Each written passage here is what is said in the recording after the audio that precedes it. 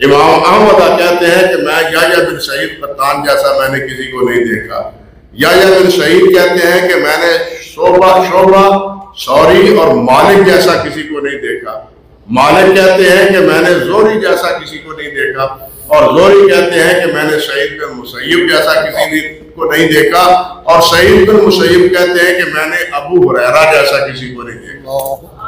یہ سلسلہ حفاظ ہے جو حافظ سخاوی رحمۃ اللہ علیہ نے ذکر کیا ہے.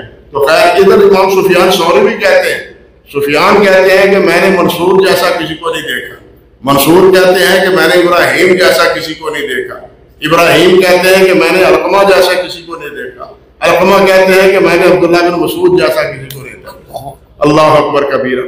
اور یہ سلسلہ جو ہے نا سفیان عن منصور عن ابراہیم عن علقمہ عن ابن مسعود رضی اللہ تعالیٰ عنہ، ان کے بارے میں امام فضیل بن عیاض کہتے ہیں کہ جو یہ روایت بیان کرتے ہیں وہ اس طرح تم سمجھو کہ ہم وہ براہ راست نبی علیہ السلام سے سن رہے ہیں. اللہ اکبر.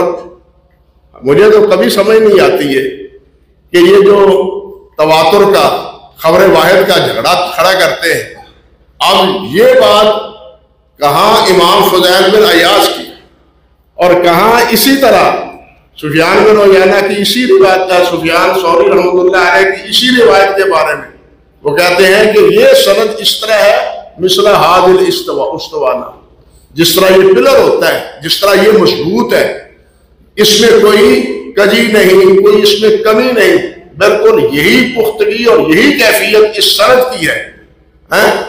لوگ کہتے ہیں کہ جناب خبر واحد حجت نہیں. اللہ کے بندوں، خبر واحد اتنی حجت ہے کہ امام سفیان کہتے، امام فضیل کہتے ہیں کہ یہ اس طرح ہے جس طرح کہ تم براہ راست کسی چیز کو نبی علیہ السلام سے سن رہے ہیں. اور خیر بہرحال کہنے کا مقصد یہ تھا کہ امام بخاری رحمۃ اللہ علیہ کہ جتنے مراقب ہیں، جتنے فضائل ہیں، بہرحال آپ دیکھیں کہ ایک مجلس میں حقیقی بات ہے کہ وہی پورے نہیں ہو سکتے.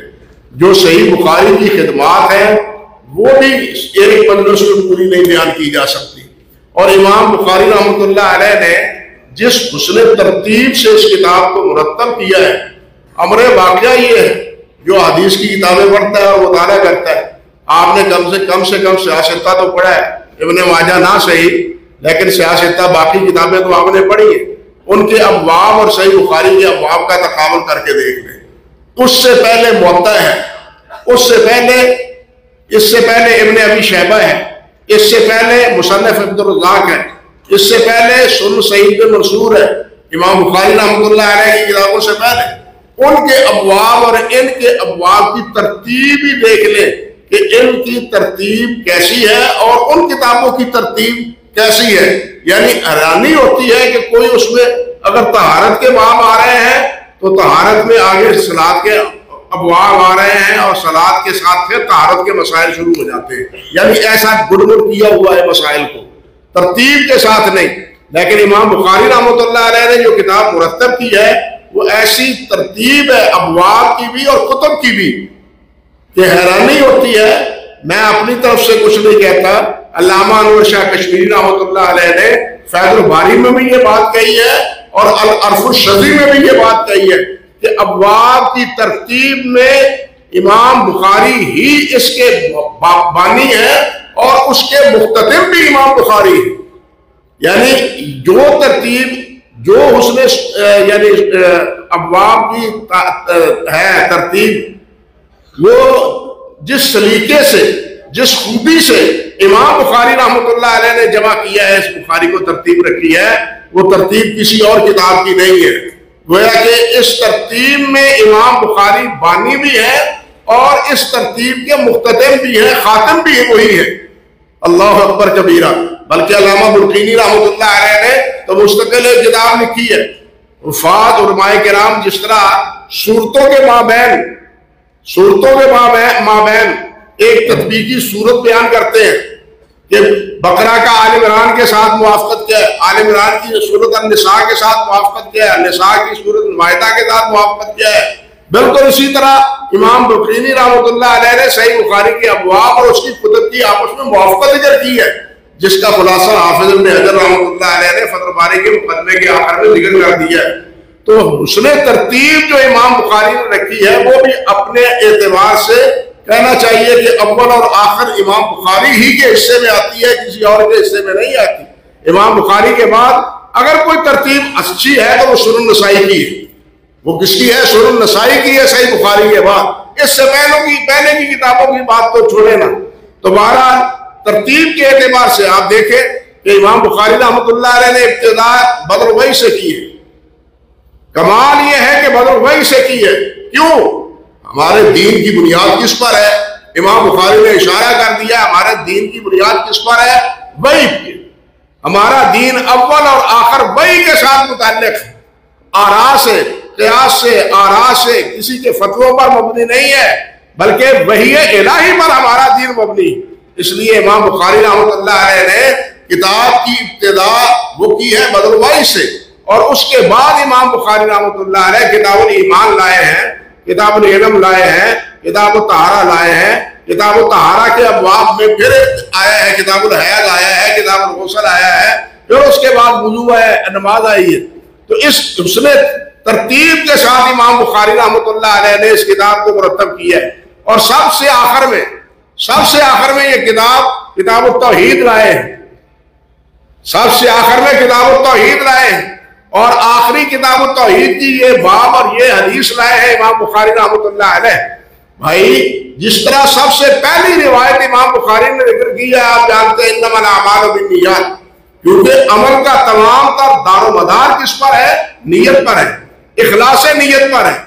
یہ فقہی نیت یہاں مراد نہیں ہے، جس طرح ہم کہتے ہیں نیت نفلوں کی، فرضوں کی، وطروں کی، یہ مطلب نہیں ہے، بلکہ اس سے مطلب کیا ہے؟ اخلاص۔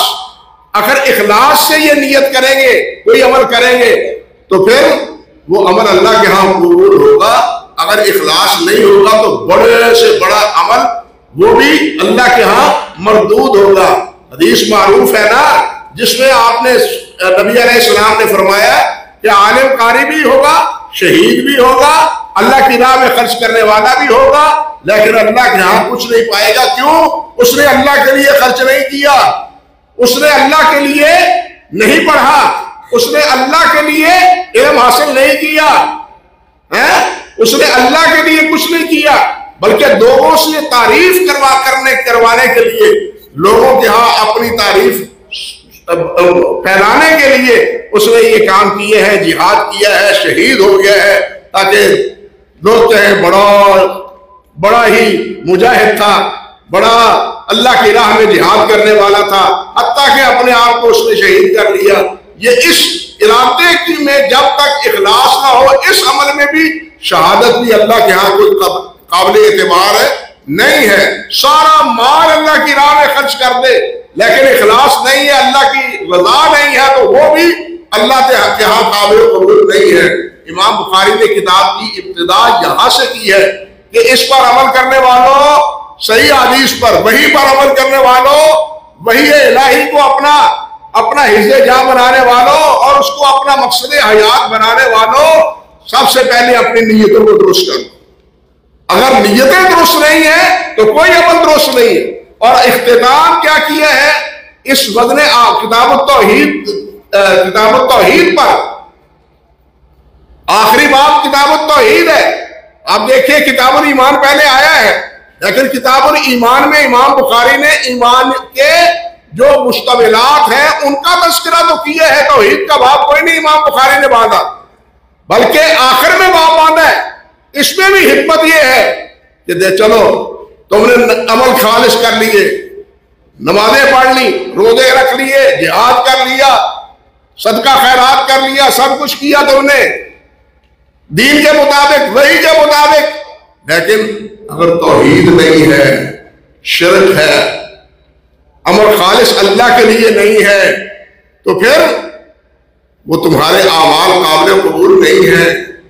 ساری صحیح بخاری پر عمل کر لو، لیکن توحید اگر نہیں ہے، اس میں شرک ہے، تو پھر وہ سارے کے سارے عمل ہوا منصورہ ہے، حبت جس طرح اللہ سبحانہ و تعالیٰ نے قرآن مجید میں فرمایا کہ جو شرک کرتا ہے فقط حبط عملہ، اس کے اعمال سارے کے سارے برباد ہو جاتے ہیں۔ تو امام بخاری نے فرمایا کہ سارے عمل کر لو لیکن اپنی توحید کا بھالا کر لو، اس کی حفاظت کر لو، وہ صحیح ہوگی تو تمہارے سارے اعمال درست ہوں گے۔ اور بالخصوص اختتام پر، اختتام زندگی پر، زندگی کے آخری اعمال میں، جس طرح حدیث میں آتا ہے نبی علیہ السلام نے فرمایا، جس طرح ابتداءً فرمایا انما الاعمال بالنیات، اسی طرح فرمایا انما الاعمال بالخواتیم۔ خاتمے کا، اعمال کا دار و مدار کس پر ہے؟ خاتمے پر ہے۔ پنجابی میں کیا کہتے ہیں؟ پنجابی میں کہتے ہیں، جملہ کہتے ہیں، کہتے ہیں پریا ہودا جانیے جدا توڑ چڑھے۔ کیوں جی آپ صاحب؟ پریا ہودا جانیے جدا توڑ چڑھے۔ اگر راستے میں ہی جناب وہ سارا برباد ہو جائے تو اس کے برتن بھرنے کا کوئی فائدہ نہیں ہے۔ اپنے منزل مقصود تک جب تک نہیں پہنچے گا، اس کا بھرا ہوا، اس کا کیا ہوا کوئی اس کو کام نہیں آئے گا۔ بالکل اسی طرح اختتام امام بخاری نے کیا ہے کہ جناب اپنی زندگی کا اختتام تم کس پر کرو؟ توحید پر۔ حدیث میں بھی آتا ہے نا، نبی علیہ السلام نے فرمایا من کان آخر کلامہ لا الہ الا اللہ دخل الجنہ، من کان آخر کلامہ لا الہ الا اللہ دخل الجنہ۔ آخری بول جس کا یہ ہو گیا، آخری کلام جس کا یہ ہو گیا، اس کا کیا ہے؟ داخلہ جنت میں ہوگا۔ اللہ اکبر کبیرہ۔ اللہ ذو الجلال ہمیں یہ سعادت نصیب فرمائے۔ تو امام بخاری نے آخری کتاب التوحید اس لیے ذکر کی، اور توحید کی آخری باب جو ہے وہ امام بخاری نے یہ ذکر کی ہے، قول اللہ تعالی وَنَضَعُ الْمَوَازِينَ الْقِسْطَ لِيَوْمِ الْقِيَامَةِ۔ کیوں؟ اس لیے دیکھیے امام بخاری رحمۃ اللہ علیہ کی باریک بینی، نکتہ افرینی، ابتدا سے اور انتہا میں بھی دیکھیے کہ انسان کے اعمال، دنیا میں عمل کی ابتدا نیت سے ہے، عمل سے پہلے بھی نیت ہے، اور اعمال کا اختتام وہ کس پر ہوگا؟ بدن پر ہوگا۔ جس کے اعمال نیکی کے بھارے ہو جائیں گے وہ جنت چلا جائے گا، اور جس کے اعمال ہلکے ہو گئے نیکی کے اور بوجھل ہو گئے برائیوں کے، وہ جہنم چلے جائے گا۔ گویا اس کے اعمال کا، اس کی تمام اعمال کا نتیجہ وہ کس پر ہوگا؟ وزن اعمال پر۔ یہ اعمال کا نتیجہ ہے۔ اگر یہ نتیجہ درست نکل آیا انسان کامیاب ہو گیا، اور اگر یہ نتیجہ غلط نکلا، وزن اعمال کا، نیکیوں کا ہلکا ہو گیا، تو پھر کیا ہے؟ نتیجہ صفر، پھر جہنم۔ اللہ اکبر۔ اور اللہ امام بخاری رحمۃ اللہ علیہ نے یہاں دیکھیے باب کیا کیا ہے؟ وَنَضَعُ الْمَوَازِينَ الْقِسْطَ لِيَوْمِ الْقِيَامَةِ۔ حضرت قاری صاحب سے سورۃ الانبیاء کی اس آیت کو آپ کی تلاوت آپ سن رہے تھے۔ یہاں یہ بھی یاد رہنا چاہیے کہ جس طرح امام بخاری رحمۃ اللہ علیہ نے اصح اسانید کا اہتمام کیا ہے، صحیح اسانید، صحیح احادیث کا اہتمام کیا ہے، اسی طرح امام بخاری ایک مسئلے کے متعلقہ جو آیات مبارکہ ہوتی ہیں مختلف، ان میں سب سے جامع آیت جو ہوتی ہے اس کا انتخاب کرتے ہیں۔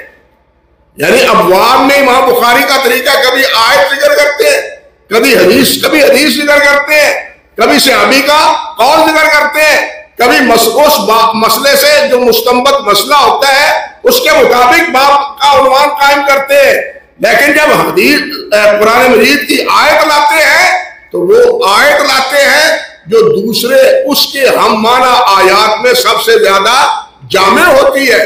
بدلوائی میں جو آیت وحی کے اس بات کے لیے ذکر کی ہے وہ بھی وحی کے لیے سب سے جامع آیت ہے۔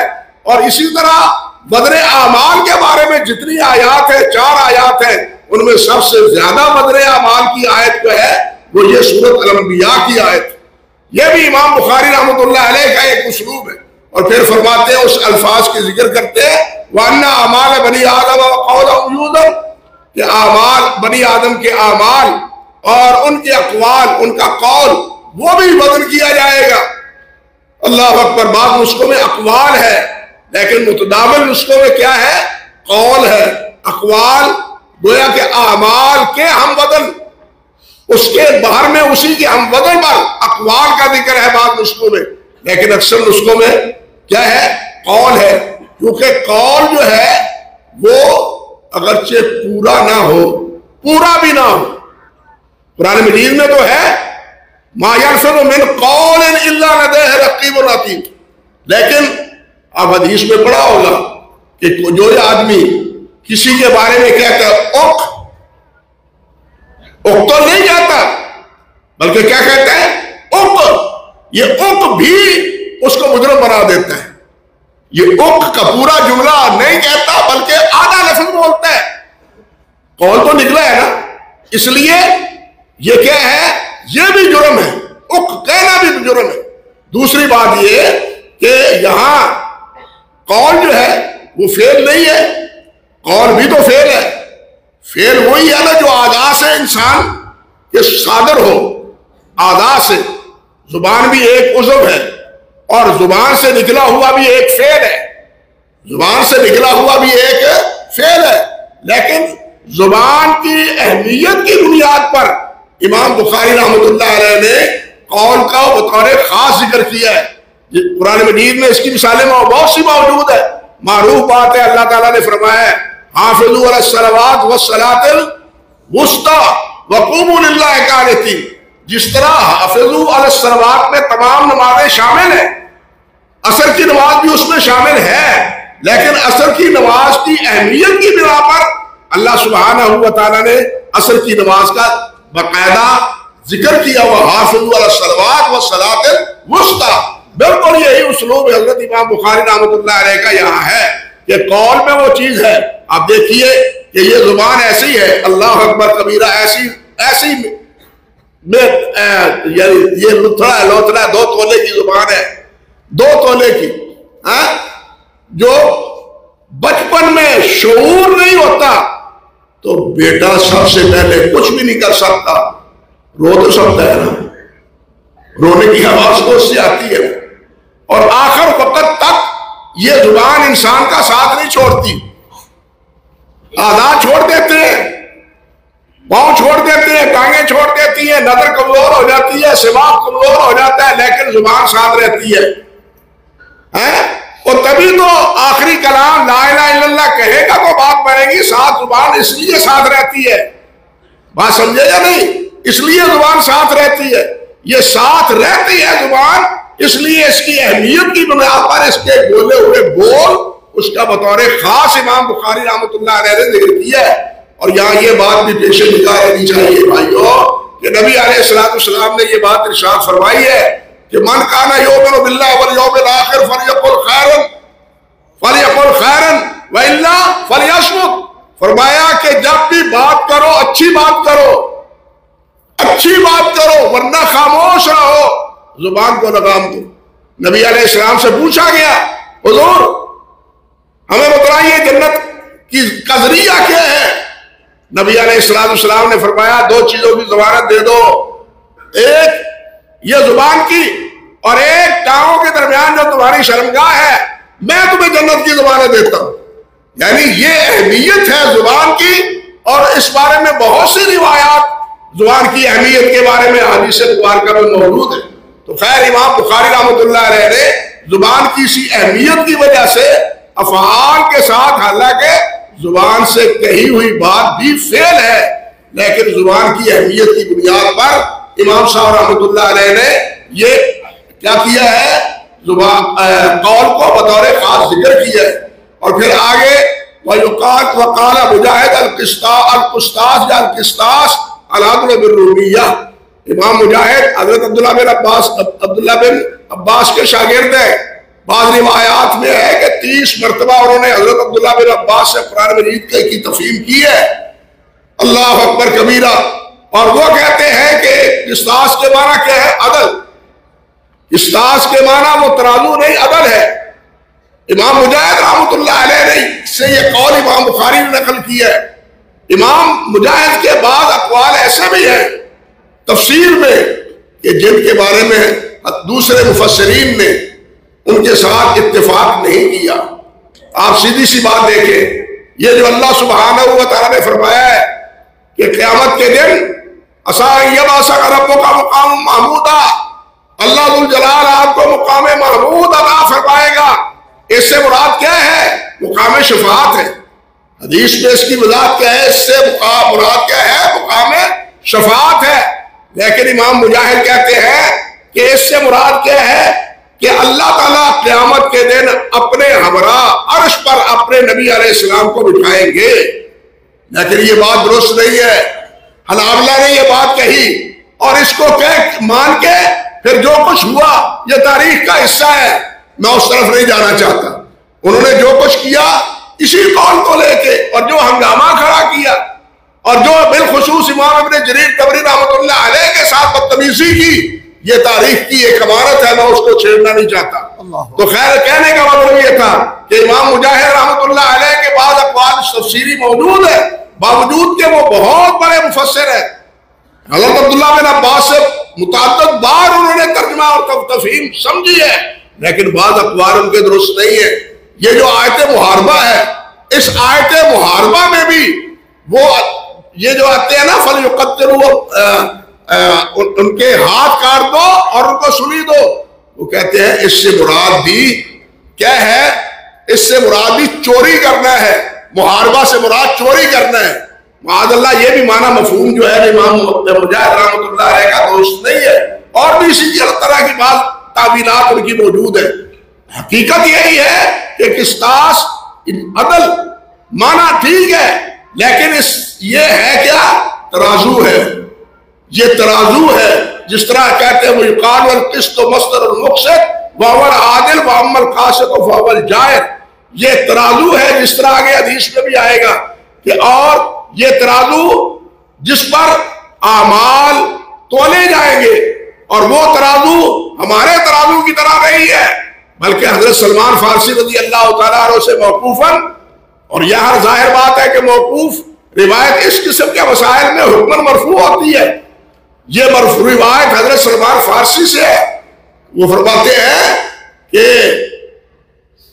یہ میزان اتنی بڑی ہے کہ اس کے ایک پلڑے میں یہ زمین بھی اور ساتواں آسمان سما جائے۔ باقاعدہ اس کے 2 پلڑے ہیں اور اس کی ایک لسان ہے، جس کے مطابق انسان وزن کرتا ہے یہاں بھی، اور اس کے اعمال کا وزن بھی آخر میں ہو۔ اللہ اکبر کبیرہ۔ آگے القسط مصدر المقسط وهو العادل، اس کے معنی عادل ہے، قسط کے معنی واما القاسط معنی ایک ہے، قاف سین تا، لیکن ایک ثلاثی مجرد سے ہے، ایک مزید سے ہے۔ اقصد یقصد سے ہو تو اس کے معنی کیا ہے؟ جور ہے، اور اس کے معنی عدل ہے، اور اگر ماضی سے مجرد سے ہو تو اس کے معنی کیا ہے؟ جور ہے۔ تو یہ فرق کیا ہے امام بخاری نے سمجھایا ہے۔ مشکل الفاظ کی تفہیم امام بخاری رحمۃ اللہ علیہ کرتے ہیں، اور اس کے بعد حدیث لائے ہیں۔ حدثنا احمد بن اشقاق حدثنا محمد بن فضیل عن عمارة بن القعقاع عن ابی ذر عن ابی ہریرہ۔ احمد بن اشقاق صرف امام بخاری کے استاد ہیں۔ امام نسائی، امام مسلم، باقی اصحاب ستہ کسی کے استاد نہیں ہیں، کسی نے ان سے کوئی روایت نہیں لی ہے، صرف امام بخاری نے ان سے روایت لی ہے۔ اور پھر یہ روایت امام بخاری 2 جگہ اور بھی لائے ہیں، ایک جگہ قتیبہ بن سعید سے اور ایک جگہ زہیر بن حرب سے رحمہم اللہ، اور یہ دونوں امام بخاری کے کبار مشائخ میں شمار ہوتے ہیں، لیکن آخری استاد، آخری حدیث احمد بن اشقاق سے امام بخاری رحمۃ اللہ علیہ لائے ہیں۔ یہ کیوں لائے ہیں؟ اس میں بھی ایک حکمت ہے، اس میں بھی ایک اشارہ ہے امام بخاری رحمۃ اللہ علیہ کا۔ چھوڑتا ہوں اس بات کو۔ اسی طرح پہلی حدیث حدثنا حمیدی عبداللہ بن زبیر اور آگے عن سفیان، یہ روایت لائے ہیں۔ یہ روایت امام بخاری کیوں لائے ہیں؟ سفیان سے حمیدی، سفیان سے مالک سے کیوں نہیں لائے؟ حالانکہ کتاب العلم میں امام مالک سے امام بخاری روایت لائے ہیں یہی، لیکن یہاں ابتدا انہوں نے کیوں کی ہے حمیدی اور سفیان سے؟ اس میں بھی ایک حکمت ہے۔ امام بخاری رحمۃ اللہ علیہ کا کوئی کام ہے، وہ میں کہا کرتا ہوں کہ وہ بولنے والے بولتے ہیں، آپ نے بھی جمعہ میں سنا ہوگا، تیری ہر ادا سنت مصطفیٰ، تیری ہر ادا سنت مصطفیٰ، اور نہیں، ہر ادا سنت مصطفیٰ ہے تو محمد بن اسماعیل بخاری کی ادا ہے. اگر ہر ادا ہے دیکھنی ہے سنت کے مطابق تو وہ کیا ہے؟ محمد بن اسماعیل بخاری کی ادا ہے. اس میں بھی سنت کی تابع داری ہے, اس میں بھی ایک حکمت کی پیروی ہے. جس کے بارے میں کہتے ہیں نا تیری ہر ادا, وہ تو حقہ پیتا تھا. حقہ پینا بھی سنت ہے, معاذ اللہ ثم استغفر اللہ. بلکہ لطیفے کی بات یہ ہے, ملفوظات میں حضرت صاحب لکھتے ہیں کہ جب میں حقہ پیتا ہوں نا, میں بسم اللہ نہیں پڑھتا تاکہ یہ دھواں اکیلا میرے پیٹ میں نہ جائے, شیطان کے پیٹ میں بھی جائے. سبحان اللہ سبحان اللہ. اور یہ ہے ہر ادا سنت مصطفیٰ. نہیں, سنت مصطفیٰ پر تابع داری, اس پر عمل کرنے والے امام بخاری ہیں, امام احمد بن حنبل ہیں, حضرات محدثین ہیں, جو ایک ایک سنت جنہوں نے اپنے حفظ جہاں بنائی. اللہ اکبر, کیا داستانیں آپ کے سامنے ذکر کروں امام احمد کی, امام بخاری کی, کہ ایک ایک سنت کی تابع داری میں انہوں نے کیا کیا عملی نمونے پیش کیے. اللہ اکبر کبیرہ. تو امام احمد نے احمد بن اشخاف سے روایت لی ہے. کیوں لی ہے؟ اور پھر ایک ہی روایت امام احمد سے نہیں, اور بھی جگہ ہے روایت. اور آخر میں کہتے ہیں حدثنا محمد بن فضیل عن عمارہ بن قعقاع عن ابی زرع. یہ ابو زرع راضی نہیں ہے, امام راضی رحمۃ اللہ علیہ نہیں, ابو زرع بن عمر بن جریر بجلی رضی اللہ تعالیٰ عنہ کے پوتے ہیں. اور یہ مستقل ایک علم ہے, یعنی رجال کا, راویوں کا اور کناہ کا, کنیتوں کا. امام ذہبی رحمۃ اللہ علیہ, امام ابن دقیق العید رحمۃ اللہ علیہ کے پاس پہنچے. میرے طالب علم عزیز بھائیوں, یہ بات سنیں. پوچھا من, کہنے لگے ذہبی. فرمانے لگے عثمان ذہبی. نعم. فرمانے لگے من ابو محمد الہلال الہلالی من. یہ امتحان لیا انہوں نے کس سے؟ کنیت سے. کنیت سے معلوم کر کے امتحان لیا کہ ابو محمد الہلالی کون ہے. ذہبی کہنے لگے سفیان بن عیینہ ہے. تو امام ابن دقیق العید کہنے لگے انت ذہبی, آپ واقعی ذہبی ہیں. تو یہ کناہ کا علم بطور خاص ایک جس طرح اسماء کا علم ہے, کنیتوں کا بھی علم ہے. امام محمد بن یوسف ریابی رحمۃ اللہ علیہ بیٹھے ہیں, کہتے ہیں حدثنا سفیان عن ابی عروہ عن ابی الخطاب عن ابی حمزہ عن انس بن مالک.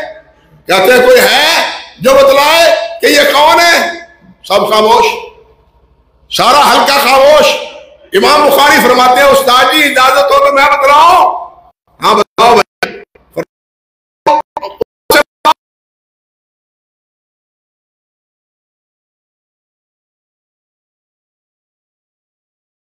انس بن مالک ہے, یہ ہے معرفت.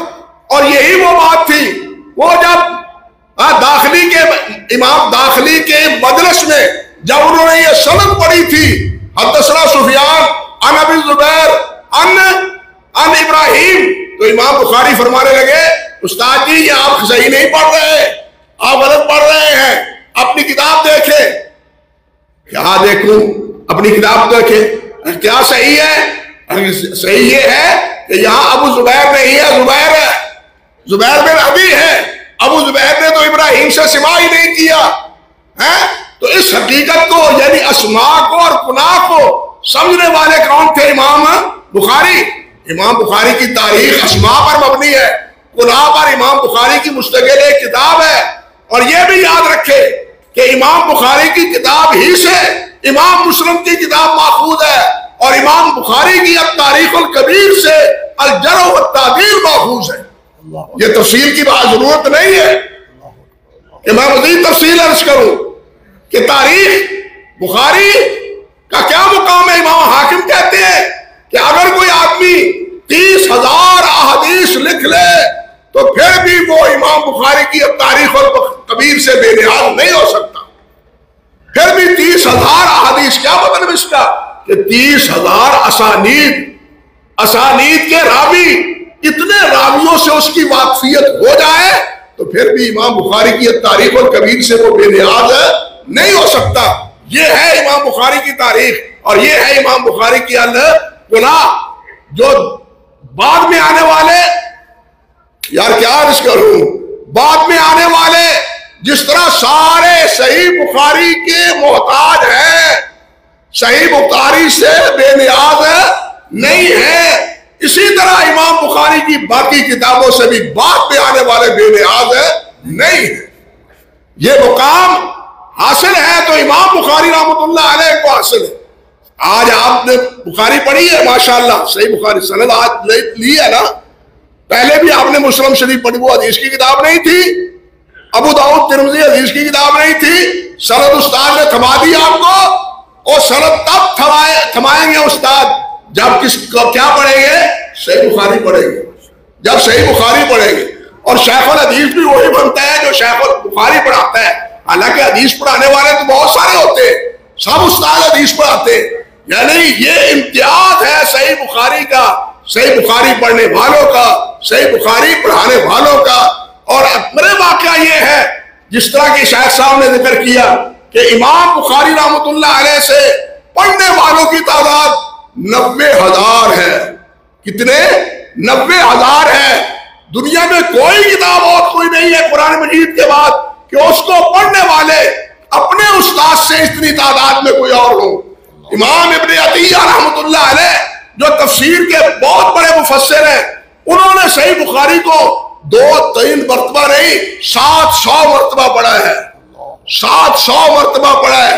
امام یعقوب جو قاموس کے مصنف ہیں، قاموس کے مصنف ہیں، امام یعقوب فیروز آبادی رحمۃ اللہ علیہ، انہوں نے امام بخاری کی اسی صحیح بخاری کو 50 مرتبہ پڑھا ہے، اور ہم تو ایک بار پڑھ کے کتاب کو تھپ کے رکھ دیتے ہیں۔ اور المیہ یہ ہے، دکھ کی بات یہ ہے، میں نے مدارس میں دیکھا بخاری پڑھائی، بخاری پڑھی، جب انعام کے طور پر کتاب دی تو بخاری شریف مترجم تھما دی۔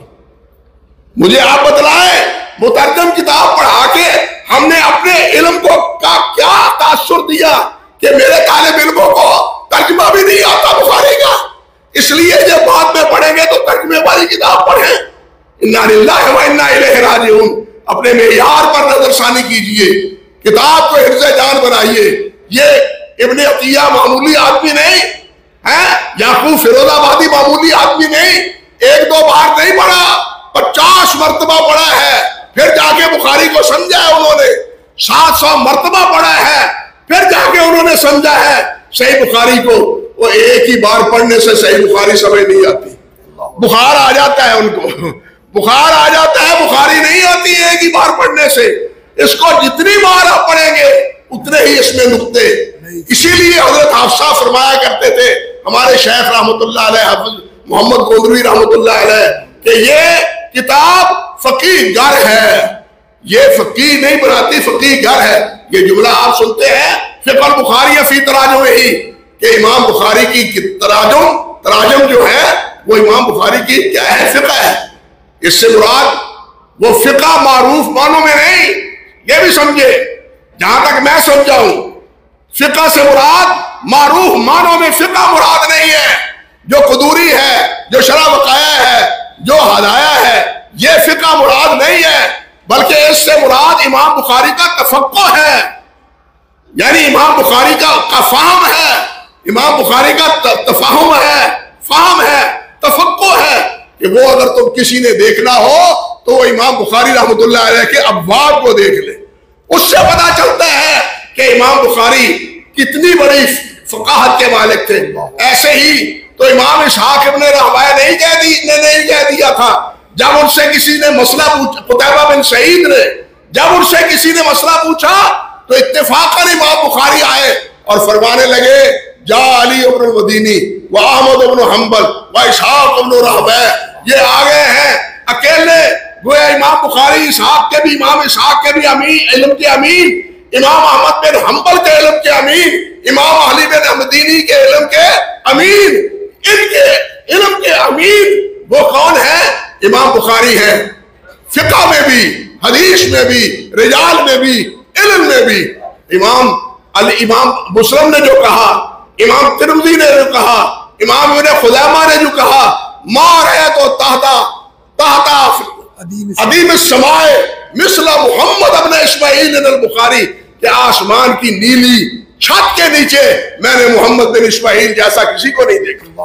حالانکہ وہ کتنے اعیان کے، کتنے بڑے اکابر کے، اکابرین کے وہ شاگرد ہیں، لیکن تبصرہ یہ ہے۔ تو بہرحال کہنے کا مقصد یہ ہے کہ یہ آخری حدیث امام صاحب لائے ہیں، اور اس کے الفاظ کیا ہے؟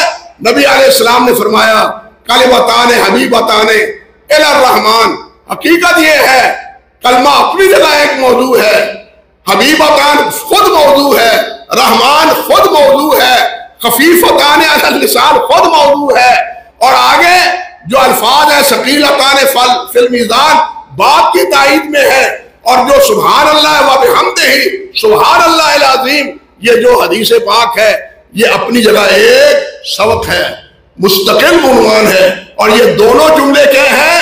اللہ رب العزت کی توحید کی بھی دلالت کرتے ہیں، توحید کی بھی دلالت کرتے ہیں، اور اللہ رب الجلال کے کامل صفات کا بھی اس میں اشارہ ہے۔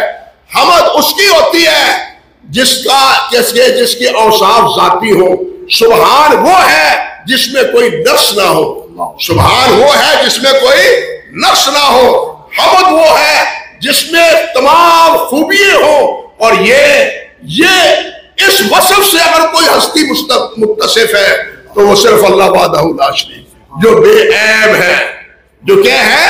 بے عیب ہے، اور تمام اوصاف سے کیا ہے؟ متصف ہے۔ اور دیکھو وصف کسی کی حمد یا تو یہ کہا جاتا ہے بڑی خوبی ہے اس میں، یا یہ کہا جاتا ہے اس جیسا کوئی نہیں ہے، یا یہ کہا جاتا ہے کہ جناب اس کو سمجھنے کا ہمیں ادراک نہیں ہے، اتنا علم و فضل ہے۔ چوتھی بات یہ کبھی کہی جاتی ہے کہ جناب وہ اپنے اوصاف میں منفرد ہے۔ سبکی نے کہا ہے طبقات الشافیہ میں کہ یہ چوتھی چیز جو ہے یہ سب سے اعلیٰ ہے، کیونکہ منفرد ذات ان تمام اوصاف میں کون ہے؟ صرف اللہ وحدہ لا شریک۔ منفرد ذات ان تمام اوصاف میں کون ہے؟ جو اللہ وحدہ لا شریک ہے، جو احد ہونے کے باوجود قہار ہے۔ بات سمجھے؟ جو احد ہونے کے باوجود بھی کیا ہے؟ قہار ہے۔ کوئی اکیلا قہار نہیں ہے، لیکن میرا اللہ ہے هو الواحد القہار، وہ اکیلا قہار ہے۔ باقی سب کیا ہے؟ مقہور ہے، سب کیا ہے؟ مجبور ہے، سب کیا ہے؟ معذور ہے، بے نیاز ذات ہے، تو وہ اللہ سبحانہ و تعالیٰ کی ہے۔ یہ دونوں کلمے تسبیح بھی ہے، اللہ کی تنزیہ بھی ہے، اللہ کی توحید بھی ہے، اللہ کی توصیف بھی ہے۔ وقت کی بنا پر میں انہی باتوں پر اشارات پر اکتفا کرتا ہوا اجازت چاہوں گا۔ اللہ سبحانہ و تعالیٰ ہمیں قرآن مجید کو سمجھنے کی، حدیث کو سمجھنے کی، ان دونوں پر عمل کرنے کی اللہ ہمیں توفیق عطا فرمائے۔ اقول قولی ھذا استغفر اللہ لی ولکم ولسائر المسلمین۔ جزاک اللہ خیر، بارک اللہ فیک، بارک اللہ فیک، بارک اللہ فیک، آمین یا رب، آمین۔